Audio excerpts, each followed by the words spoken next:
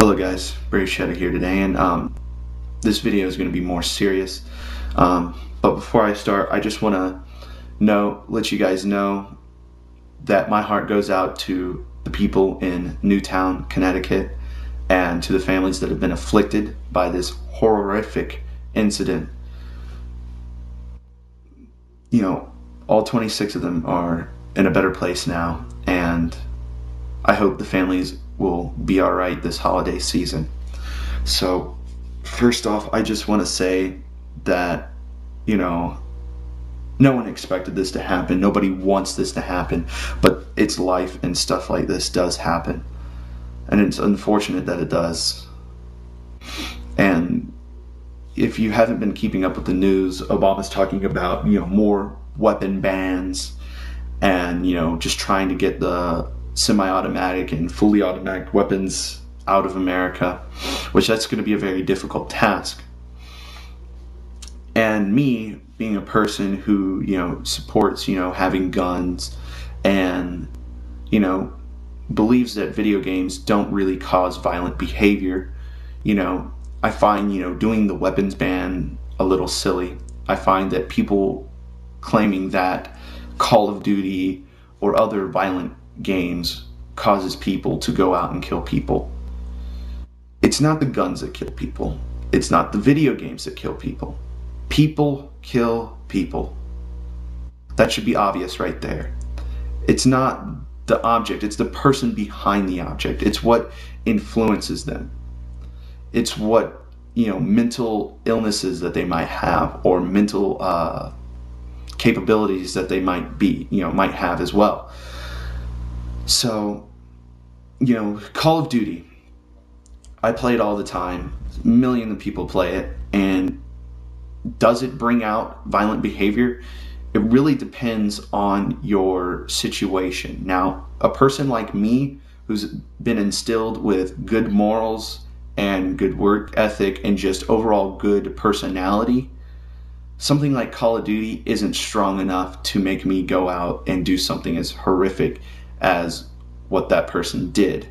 And I can say the same for a lot of people who play Call of Duty. Same with any violent game that, gamers play nowadays. It doesn't make them want to go out and kill people, and it doesn't really influence them. But for somebody who has, a bad moral conduct or isn't mentally stable, Call of Duty would seem something more like a life lesson than just entertainment. Now, I did another video, I think like a month ago, about how PETA believes that Pokemon encourages animal abuse, which it doesn't. I've played Pokemon. Millions of people, billions probably, have played Pokemon, and if anything, they take better care of their animals, because Pokemon isn't just about using your Pokemon to fight other Pokemon. It's about taking care of them and forming a bond and relationship. It's just people see it from the outside and say that's violent, but really never look into why it's violent, why the people are fighting within the game.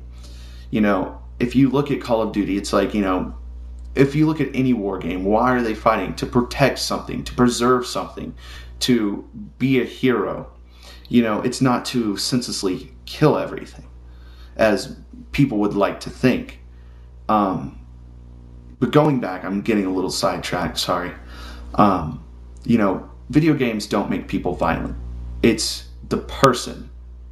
If you let something make you violent, then you will become violent.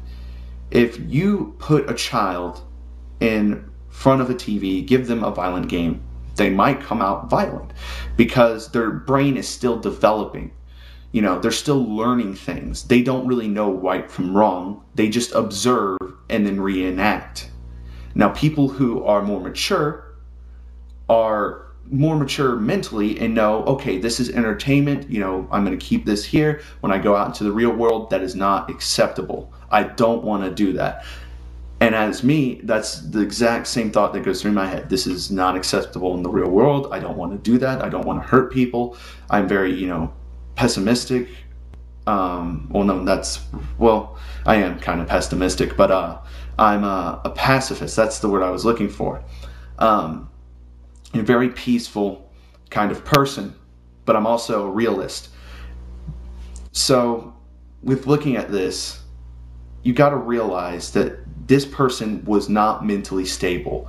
Now, if somebody's not mentally stable, you're not going to want to give them access to guns, sharp objects, blunt objects, or things that are going to make them think about hurting somebody, like Call of Duty.